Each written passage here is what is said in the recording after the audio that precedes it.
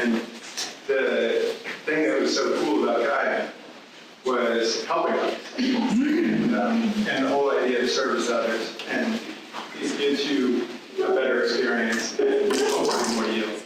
So from that point forward, and like you said, I've paid the fish.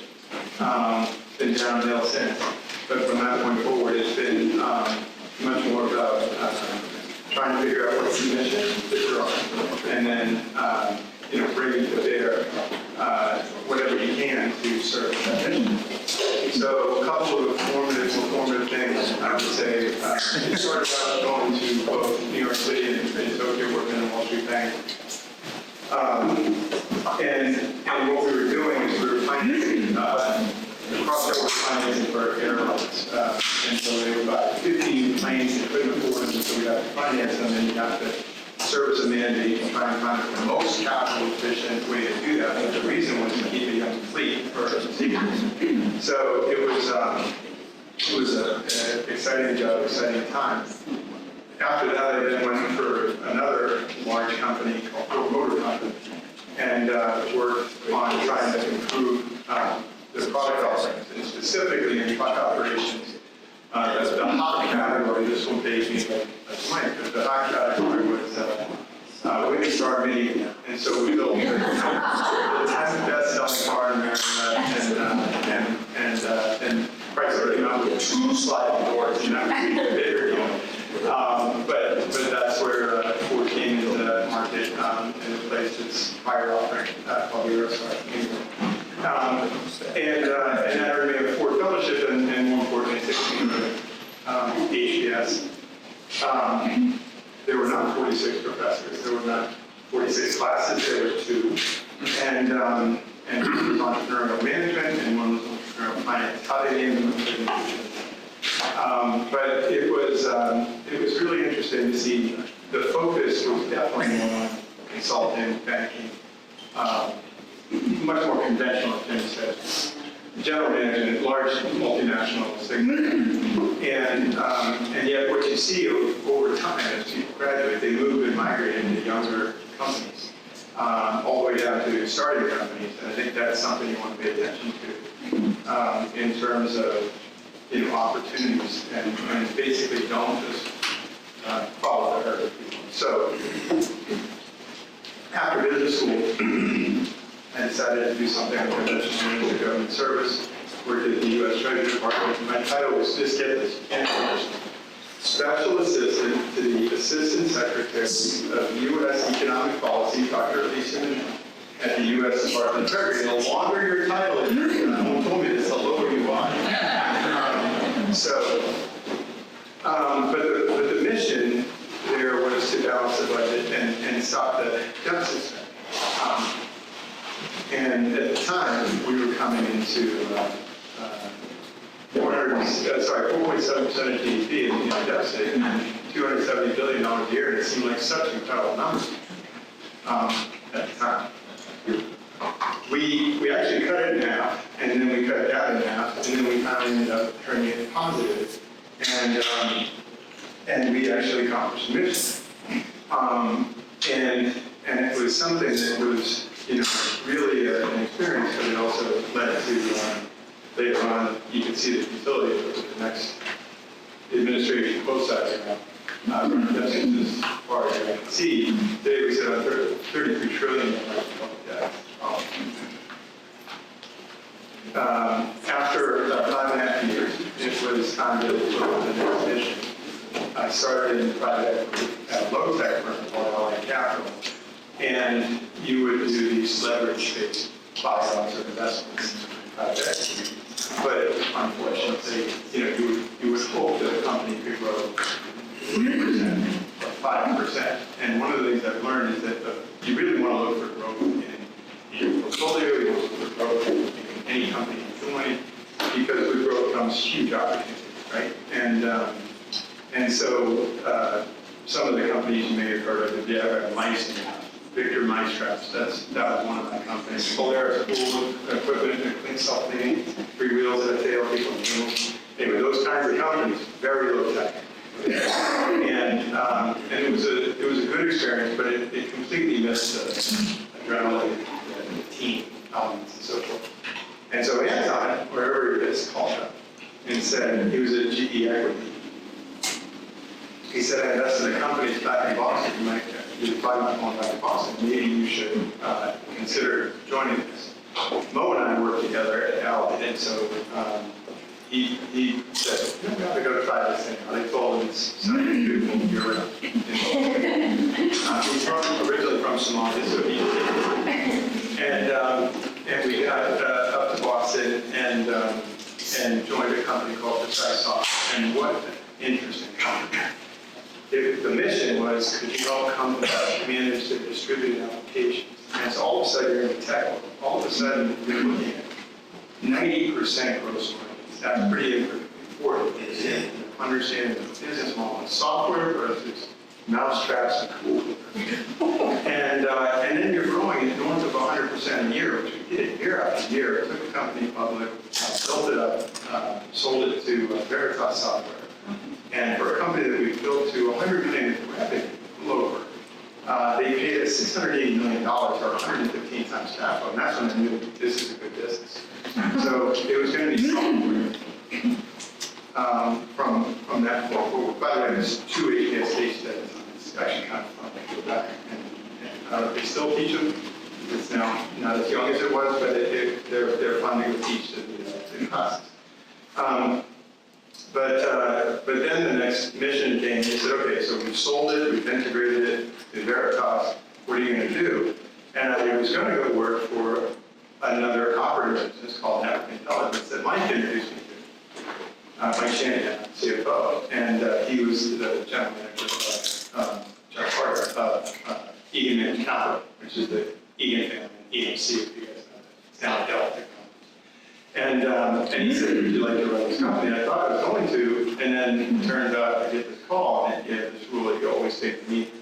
There's Bain Capital. They said, hey, we saw this exit. And back then, at the time of that exit, it was a big exit for software, for the really young industry. And so they said, would you like to come and be a VC? And I was like, no, I just had 6 of those. They're not interested. But you take the meeting and listen. And so I said, okay, I'll hear you out. And came in, and it was kind of an IQ test. Right? We had just been doing application performance management. Applications run your business, and your business is your application increasingly. And they own all these companies, and nobody was doing application or infrastructure software. Even I could figure that out in the 3rd try. And so I said, okay, so this is pretty interesting. I'll back my I'm sorry, I'm not going to do this. We'll work together. And I said, how about I lead the round in this company? And he was gracious enough to say, sure, you've done a lot of work. And so we actually invested in the very first investment became this company called Intelligence. Now it worked out. From there, it went into, joined as a venture partner, became a partner, and eventually became co-managing partner of Bain Capital Ventures. And they don't give you that because it's gone well. There were some things in the firm that needed fixing, and so they kind of identified the operating cadence of this guiding.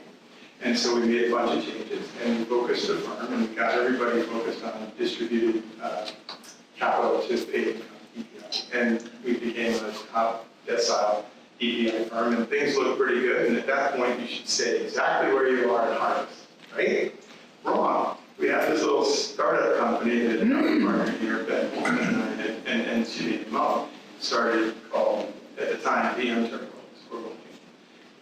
But anyway, it was starting to have real problems. And unfortunately, it also had a very, very unconventional founder. And he wouldn't listen to anybody, and he had been advised for the CEO.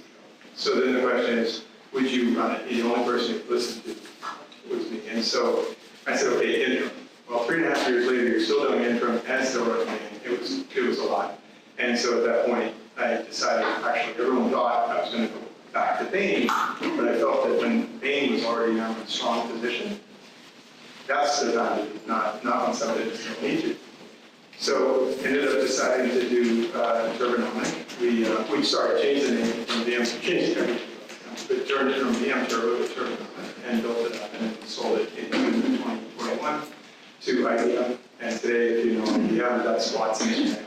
You watch Monday Night Football, and show the supply view of Watson AI, that's our product, so it's pretty fun. We integrated that product into Watson, into IBM. And then we said, now it's our turn. Now it's time to start venture. And as Jenny says, it's a reimagined venture capital. So that's I want to drill a little bit into your experience at Turbonomic AI. It was in 2013. It was talking AI now. So you're way ahead of the game. The company, you redid their operations. You completely redid their growth strategies and distribution channels. For those of us in the room, what are the big lessons learned from your turnaround there, which obviously then is coming into the value chain of venture guides, which is your operational experience to one of the most basic lessons was when you tell a Somali guy that it's year-round sunny in Boston, he owes you. And when he says, "Oh, come in and help run this thing because it's absolutely flawless," I think I owe him.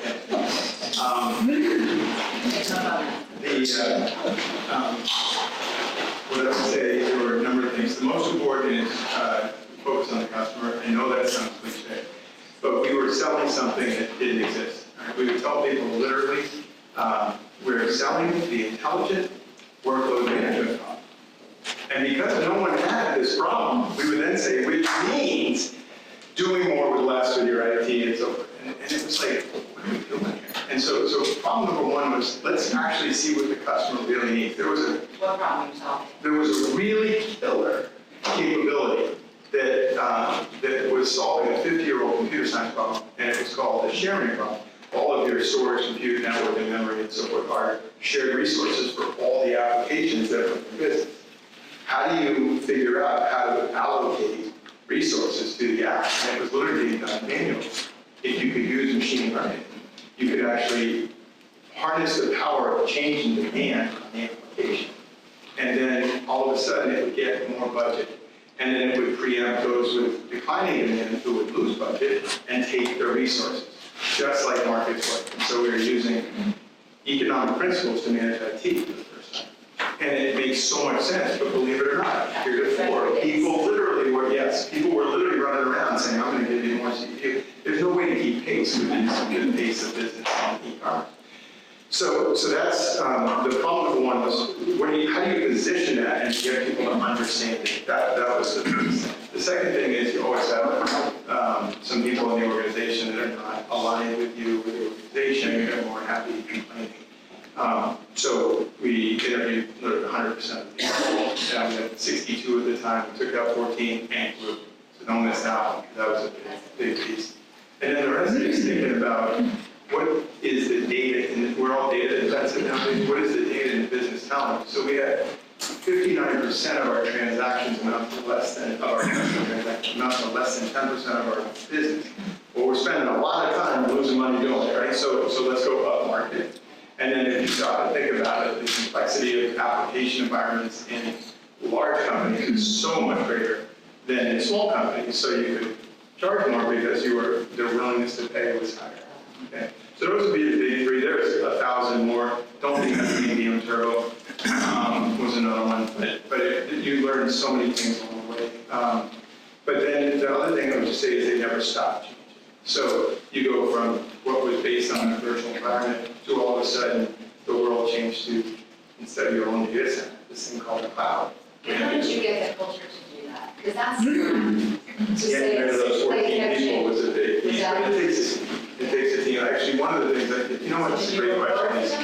No, there was another thing we did. I remember we were doing these quarterly business reviews, right? And I do recommend it, but you get to the end and you start talking about, initiatives or whatever. You're like, I have said this 40 times, right? And finally, on the 41st time, someone goes, what did you say? Whatever, or anybody on the team. And the biggest thing is, it's communication. Anytime you have a functional divide in the organization or a layer, you lose a lot of communication. And so one of the things I think is critical is to make sure that you're having regular staff meetings, making sure you're communicating. We created a Sunday night newsletter and used to send it out. We would cover key customer wins, technology direction, market changes, what's going on with competitors, things like that. But it was direct to all of us, and I think that was also really important for all of them. So. Yeah, I get it. I mean, your career is fascinating. You've got the trifecta of product development, software development, treasury, understanding the economic incentive. You're 20 years at Bain Capital on the investing side, and you brought that all here. And a year and a half ago? Yeah, we closed our fund January 2023, and if you remember that market time, it was pretty tough time. Everyone from the former IR person said, do not go out. His advice to all of us and many hardy people here was, do not go out. You're going to do a public health.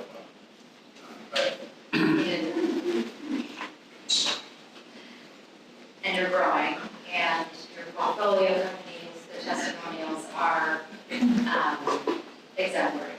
And they talk about this strategy that you all bring, the operations experience that you all bring. You've been in their shoes. They engage with you on a human level. There's a special sauce that you have here.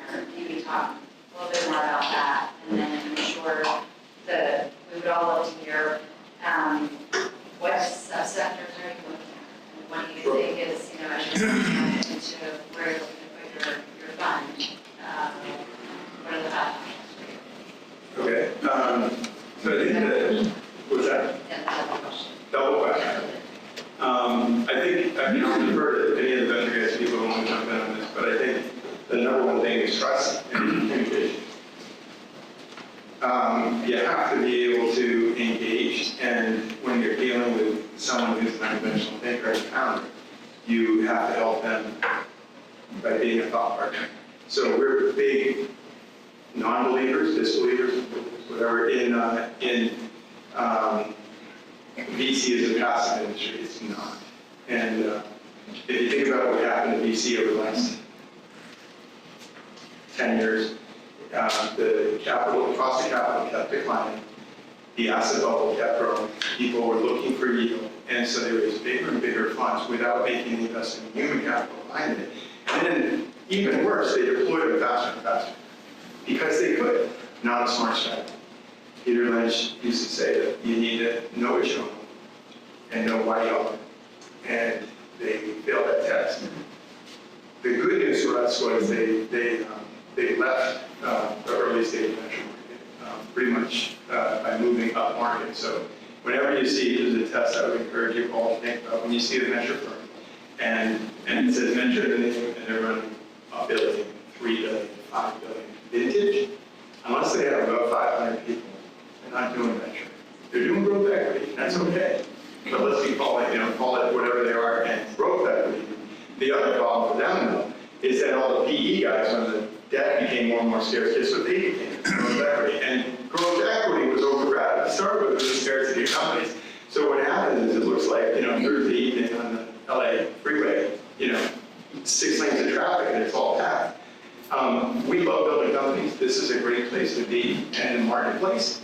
And then on top of that, the U.S. government has this incredible incentive called USPS, Qualified Small Business Stock. Section 1202 of the IRS, which says you get the greater, for certain types of innovation, which get the greater $10 million exclusion or 10 times your basis to each individual investor, because a venture firm is a pass-through entity. So think about this. You all of a sudden have an enormous amount that's literally excluded from your API calculation when you make taxes. That's not a small number for everybody's figure. So anyways, I would just say that there were so many opportunities to do this so much better, and by picking the stage, picking the domain where we could be a top partner, and requiring the co-investors here, the GPs, are 10%. The industry norm is half to 1%. That's why you see the behaviors you see, and then to take an active approach. And I think those are the biggest things that we believe is uniting the limited investor, the general partners, and the founders. And if you do that, then you create things happen. It's So let's say they take an active approach, but it's, you take active to, 70% of our firms will locate on this floor. You guys walk around and see different companies doing pretty interesting things. They're building up their go-to-market, and they come for the help. We have a sales academy that the GPs funded, not the LPs. It's a pay it forward. That's called PG sales, but that allows us to accelerate hiring for our portfolio companies who are doing great.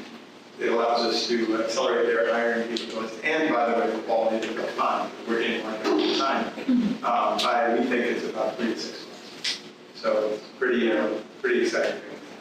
so what are you looking at right now? What subsectors you're? So 80% of our focus is all in around what we used to call infrastructure software. Just think of it as cloud resourcing, data management, masking, cataloging, security, and so forth. Cybersecurity compliance, application development, and application administration, and DevOps. So those are sort of the main areas.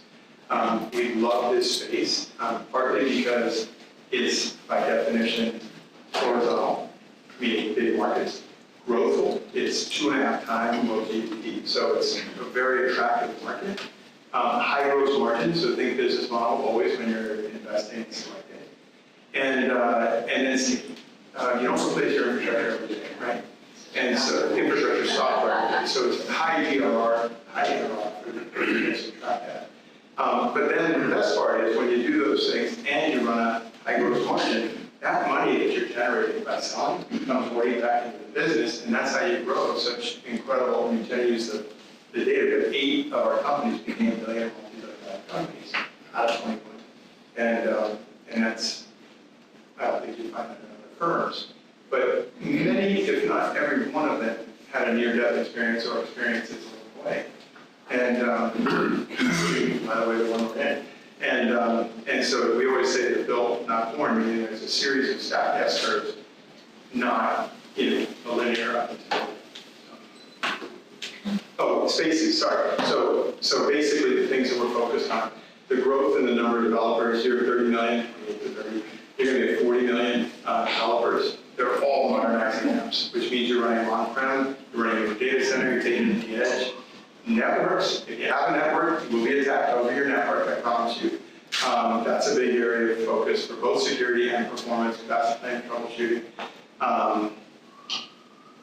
I think any form of resourcing, you move from mainframes all the way to monolithic to pizza box servers, all the way to virtual machines and then containers. So that whole progression, we're now in the serverless world as well. And I just think you're going to see that things are going to continue to atomize, if that's the right word, but bring down smaller and smaller pieces of supply, and you're going to see smaller and smaller pieces of demand, right? The way I build an application is microservices now, it's not monolithic. And so as you think about trying to match resources and apps in the new constructs, all the way up to the edge and even other things, it's just an incredible opportunity. And there will be many, many big companies to be built in each of these respective spaces. And one last thing I'll just share with you, Elise, is the big companies that are there today, that we all know their brand names and they're all on TV and what have you, they are not situated to do this. The DNA of those people is still conventional, last gen or gens, right? I don't want to disparage anyone, we work with so many of them, but we are able to disrupt them, and their best R&D comes from buying what is commercially viable in the market, as opposed to trying to retrain someone who worked on COBOL, as an example. Yeah, internship. They got enough management issues. So before we open it up for questions, what do you look for now? Because I'm sure everything you just talked about, there are lots of companies now in other spaces. So. Yeah, as a matter of fact, I think there's too many. Right, so then how do you discern based on the founder? So what are you looking for more? Disruptive thinking, is the biggest. And so when you, ethics and as well, but the thing I would just say is when we look at and criticize, or critique the venture industry, I would say it's warranted, and there were too many funds that were too big, deploy their capital too fast and build. Peter Lynch says, guess what happened on the software side? Exactly the same thing. they received all this capital. They capitalized a bunch of incremental Me Too software. Me Too software doesn't deserve to get paid. So someone who can step back and think about a problem set that the customer actually has, and then think about the design and the reasons why, and then test it, that's exciting.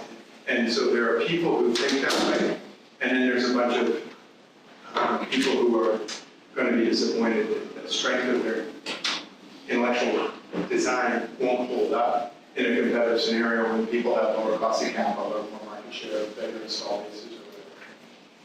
Thank you. That help? Thank you very much. Any questions from you all for that? Or for any of the venture guys in the room, because I think we should pass some of those. But, What's your take on AI going forward? oh, what is AI?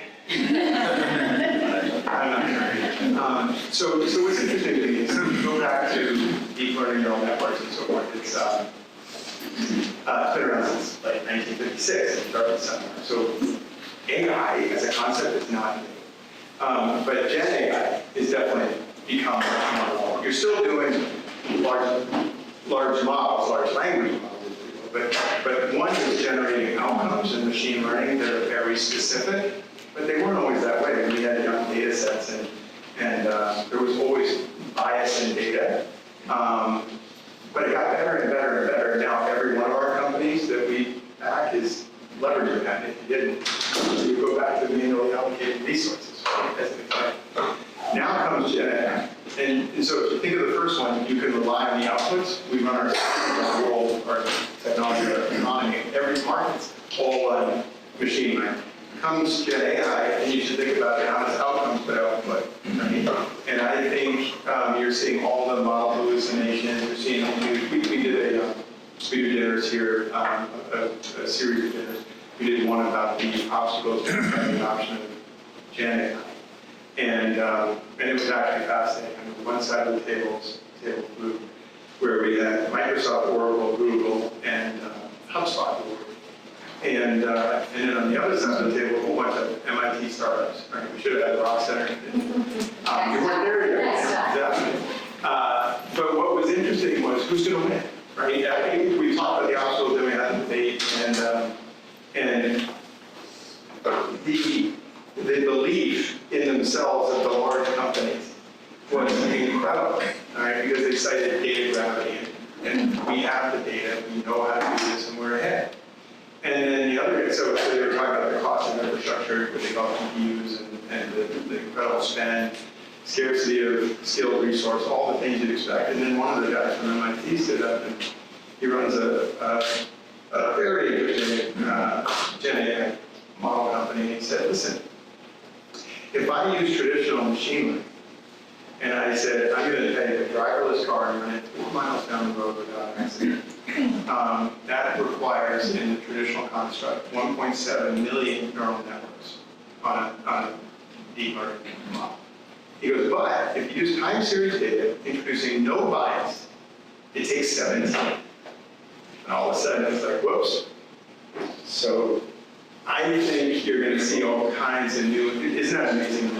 So you're going to see all kinds of new innovation coming that's going to lower that dependency. There's an electricity scarcity people are worried about. That'll be addressed. It's a supply issue. But it'll be addressed, and the chipsets are going to change. There's so many cool things coming in that area. So along that line, you're going to see a continual progression of accuracy, adaptation, and ultimately, I think it'll follow the traditional machine learning, but with generative capabilities. The proof would be, the secret is how you train the prompts much more than how you think about the model itself. And if you do, then you can get very accurate. And so you kind of see where we're going, but let's not forget it took 50 years and 70 years on the first one. And this will take generations as well. That answers your question. So transitioning from assessing like minivans to this high-tech sector, I was wondering how you or any of the venture guides transition to gaining enough confidence to invest in something that you don't have a computer science PhD in, or something? How do you educate enough to?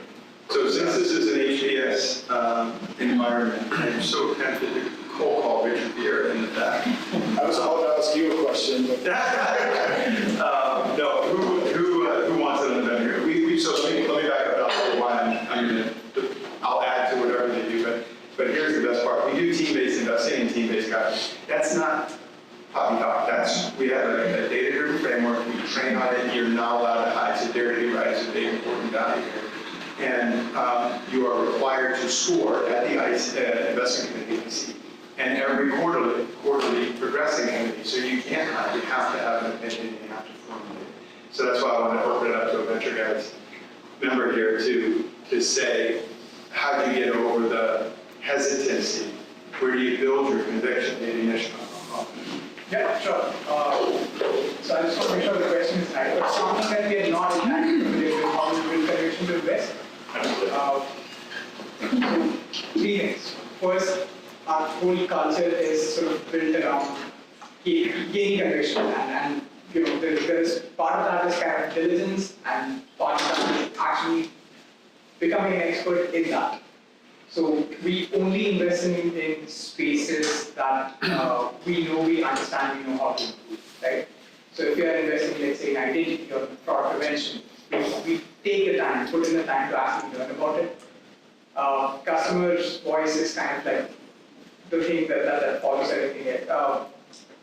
Customers' feedback, their opinion, how they buy is kind of the North Star that we're all guided by.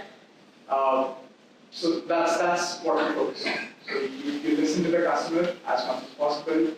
You become an expert to the extent you can, and then you start the business process, and then you figure out, you know, financially it makes sense to invest in the company. And the secret, just to add to that, the secret to add to that is the computer science is only a piece of the equation. Building a company is much more comprehensive than that. So do they understand the market? Do they understand the terms of competition? Do they understand the customer parameters? We do a lot of 2x2 stuff. They drill it into over the years. But we really try and work hard to discern the needs, and then it's how do you architect it? Is this the right? What's the time to value? What is the distribution alpha associated with things like that? You might just quickly describe how the model applies to Nishkam's comments about the customer behavior.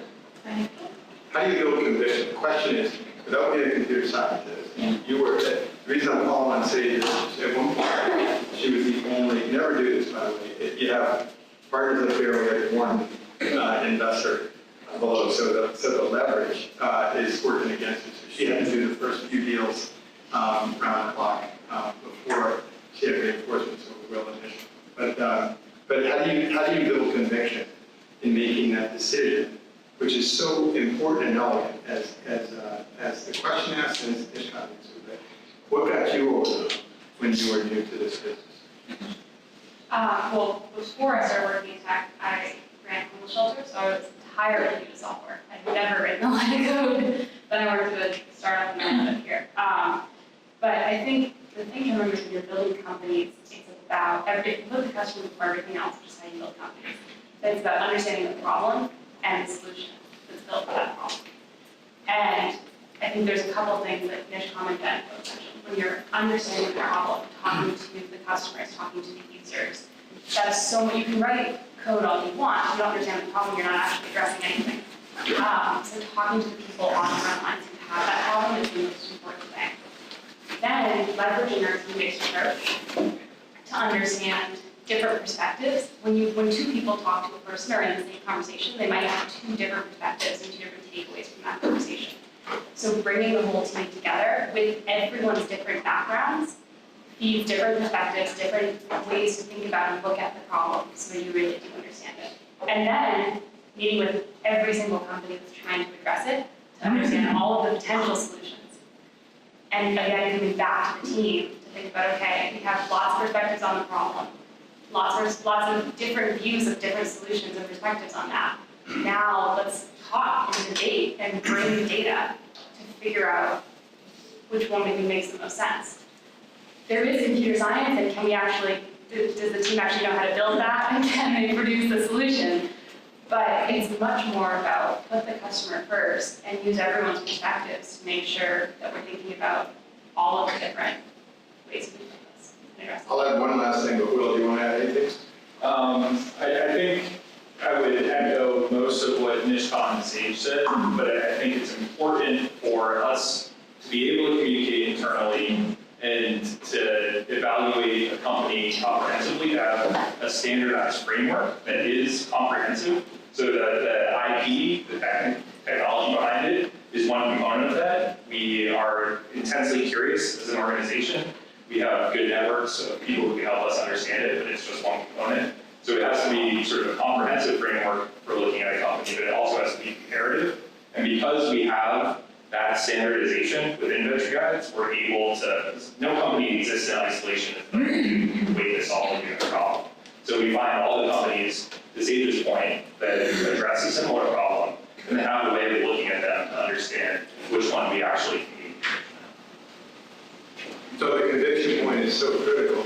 We wanted to delve into it in 3 or 4 answers.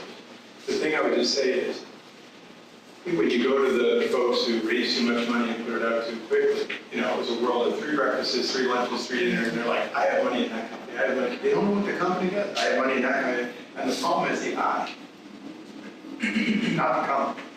And that's what, you know, we start with the thesis, we evaluate the space, we understand the customer need, then we go into architecture through the need from the customer and the architecture and the framework, and that's how we get to an answer.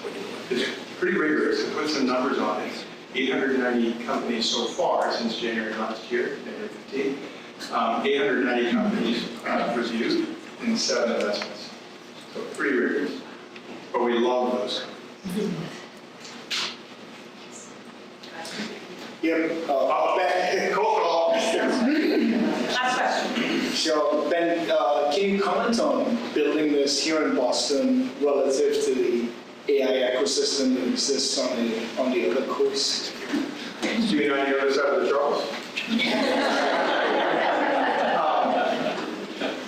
You guys know Richard is a long-standing person who's worked as investor, as investment banker for a long time, and has been a huge player in the tech sector for 20 years, 30 years, maybe one.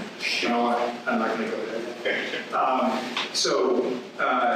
Yeah, what I would say is, listen, Boston has money. We have 44 schools of higher education. We bring in people. We bring in, I think it's on the order of 200,000 students a year for higher education from all around the world.